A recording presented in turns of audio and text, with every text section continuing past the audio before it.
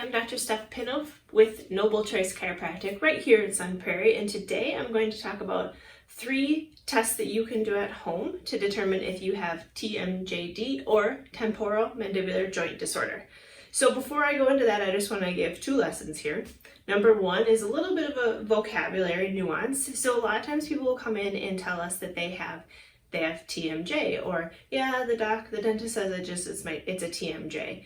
Okay, so TMJ, that's what the whole joint is called. So everybody has TMJ. What you want to say is that you have dysfunction of that joint, or there's some issue with the joint, it's not moving properly. And that's where the TMJD part comes in. So just a little clarification here. It's not a big deal, honestly. Most people know what you're talking about, but we are trying to educate you a little bit. So take it as you will. All right, the second lesson is I'm going to give you 3 tests you can try at home, but I do want to give the disclaimer that just because one of these tests might be positive, that doesn't necessarily mean that you have TMJD. You might just have a positive test and no other symptoms, and something else that might need to be looked at. So not necessarily the end-all be-all for TMJD diagnoses, but that's why you come to somebody like us, right? So that we can actually help you and diagnose it and treat it for you. All right, so without further ado, let's go ahead and talk about the 3 tests you can do at home. So the first one has to do with your actual joint and how it's moving. So if you remember, or if you've been reading and following along with the website or the videos, the TMJ, the temporomandibular joint, is actually a hinge joint. So it slides forward and back, just kind of like your elbow joint as well. So what you'll do is you're going to take your fingers, put them right in front of your ears, kind of right at the angle of your jaw where you can feel it right here.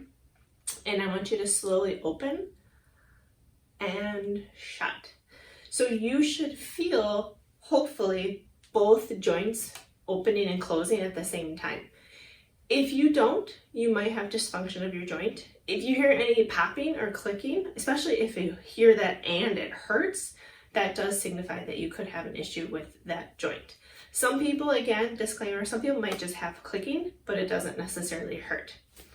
Then you might move on to the next one, which has to do with range of motion. So I am going to demonstrate with my moose puppet because I did try this without it and it didn't look good on me. So we'll go ahead. So what I'll have you do is, sometimes you can do this in front of a mirror, but we're going to do the vertical 3-finger test where you'll take 3 fingers. This guy, obviously, it doesn't work with his hoof. So you want to make sure that the opening of your jaw is big enough for you to be able to put 3 fingers vertically like this. So you can see that this moose is able to do that, or I am able to do that. And it doesn't hurt me. I actually had my friend do this at home and she tried it and you could just almost see tears in her eyes. I said, does that hurt you? She goes, yeah, it does. So she might have some TMJD issues. Okay, so Mr. Moose is fine. He can open up his mouth all the way. He might be able to eat, I almost said a burger, but that's obviously not happening. Whatever he's hunting in the wild. For us, it might be like having a big bite of a burger or a sub sandwich. That's when you notice that it hurts.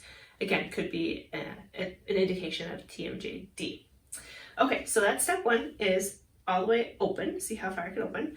The next part of that test is to find your transverse movement, or to see how far you can move side to side. So for him, it would be how far can he move his lower jaw one side versus how far can it move the other side. That's what you want to look in the mirror and see if there's any sort of difference or irregularity in the difference from side to side. Okay, so that's range of motion of the jaw. The 3rd test is range of motion of your neck. So again, you probably heard us harp on how the neck is intricately related to the jaw. And if somebody has a dysfunction of the neck, a lot of times you'll see it appearing as jaw pain as well. So what we'll have you do is just normal range of motion of the neck. So even just turning side to side. So with rotation here, and then ear to shoulder, and you can go front, flexion, and then some extension as well. So I have pretty normal range of motion. I also don't have any jaw issues at all. So it's not surprising for me to feel like it's okay. But you might notice that it might be a little more restricted one way versus the other.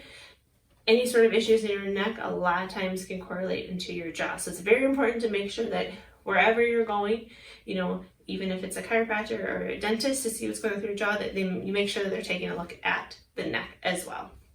There is a study, and Dr. Jonathan has referenced this many times in his videos, about how many people have neck complaints and also a TMJD at the same time. So a huge correlation between them. All right, so those are the 3 tests for you to do at home to determine if you have TMJD, right? And as always, if you have questions, feel free to reach out to us, or better yet, just come in and we will help you. We'll see you soon. Thanks.